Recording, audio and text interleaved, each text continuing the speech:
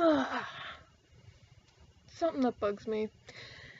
Let's take a look at freaking ASAP Science.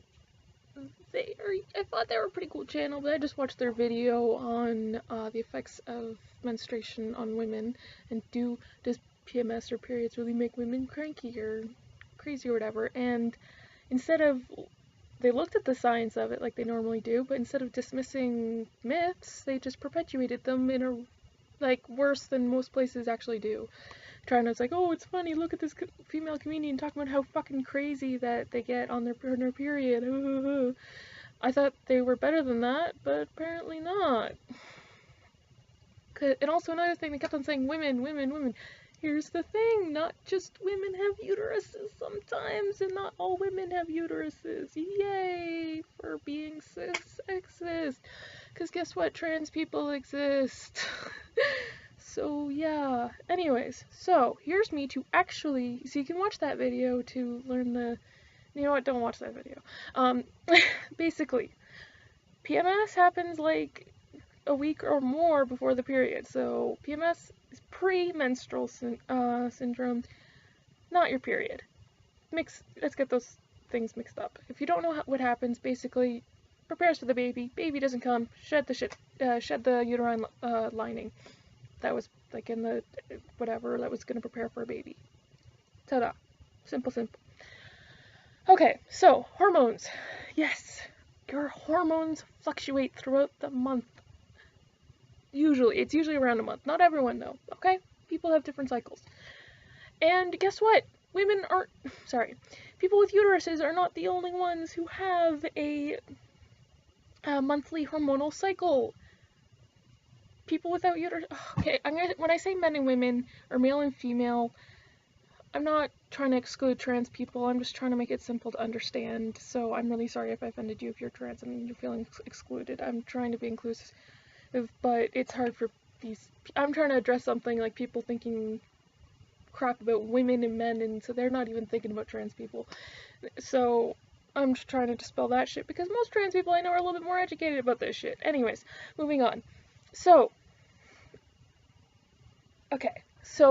men have a hormonal monthly cycle as well, except since they don't have the huge thing of, oh my god, there is like blood and mucus and uterine lining coming out of my, you know what, they don't know about it, they don't notice it as much, I suppose. But here's the thing, while hormones can affect your mood, and all that the hormones do is they kind of get in the way of the hormone that helps keep your anxiety levels down, and it kind of lowers your serotonin levels, and another one, sorry, but basically it can just make it easier for you to be more anxious or irritable or sad. That's it. It's not saying you're gonna be like that, it just makes it easier for that to happen. So just because you're menstruating, or pre-menstruating rather, because that's when all the hormonal crap's going on, you're gonna be all like, fine, you're gonna be more susceptible to becoming irritable at things. I saw this thing is like, we're just less capable of putting up with your bullshit than at other times of the month. And why don't we ever talk about the ovulation, like that opposite polar end? Because when a woman is ovulating, they are at their happiest, at their peppiest, their skin is clearest, they're more agreeable, and they're less irritable, they're least irritable and least anxious at that time of the month. But, of course, we can't make jokes about how women are crazy and can't be taken seriously because they could have their frickin' time of the month and go nuts and whatnot. But here's another thing, too. Everyone thinks that every single person with a uterus, and trying, anyways, women, whatever, in the world goes nuts at their PMS. That's just not the case. There are women who are like frickin' like this with their menstrual cycle. And then there are women who have you can't even tell. They're like, oh shit, I just got blood in my underwear. I guess I've been pre-menstruating the last couple days, I didn't even notice.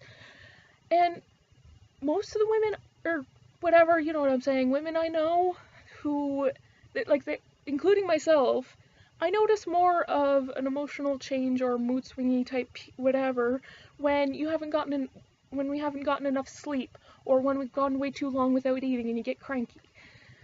And here's another thing too, is especially when people are trying to use the whole Menzies thing to dismiss women leaders. What's the age group of these of politicians typically? Especially the women, female ones. Middle-aged? Older, you know? Postmenopausal usually. So if they're postmenopausal, guess what? They don't have their goddamn period anymore. That's what menopause is. It's, I've run out of eggs, you haven't had babies by now, or you have, whatever. And, okay, I'm gonna stop being a baby factory. So, yeah, they are actually, they have no hormonal fluctuations. They are the most emotionally and hormonally, like, hormonally, is that a word? I don't know, stable out of all people. So you can't use that shit on them because they just don't have that shit going on anymore. And besides, there's tons of things that can affect your mood way more than your hormones. Because, like, shit going on in your life, you just keep on getting shit, like, you keep on seeing people are constantly annoying you, you're having a bad day at work, or you didn't get enough sleep, or you're just kind of cranky because of something happened. That shit happens to men, you know what I'm saying? Just as much as it happens to women, you know what I'm saying? So, like, why is this whole thing, like, oh my god, they go crazy. Another thing too, if they exercise a lot, so, you know, women or people who are on their feet all day, if the more you exercise, it's like your PMS, your menstrual symptoms as a whole decrease. You become more emotionally stable. Same thing goes for guys in their hormonal cycle. And and all this, like, it's, if you are eating healthier. Another thing too, like, that's what they say, like, if you don't get enough exercise, or if you don't eat enough, you don't eat healthy, you end up being crankier and everything else, because you're more susceptible to raging hormones.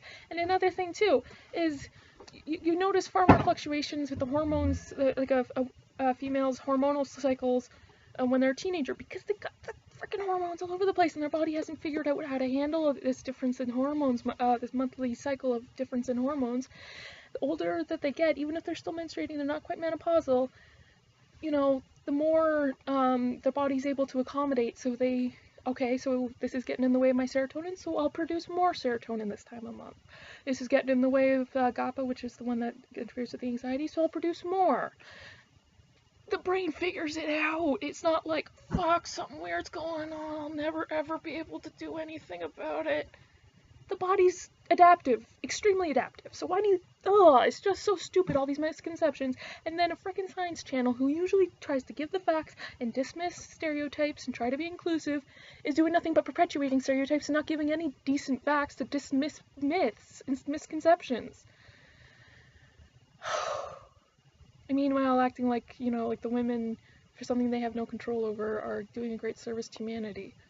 So is guys having semen in their balls, but seriously, it's part of the reproductive cycle. Stop acting like it's just a fact of life. Just like, you know, people it's another fact of life is people get cranky when they don't get enough sleep. People get, or when they haven't eaten in enough time, or whatever else. Like, it's just, bodies are weird and they shouldn't be feared. Bodies are weird and they shouldn't be feared. I like that. I'm gonna use that now. Thanks for watching. Bodies are weird. They should not be feared.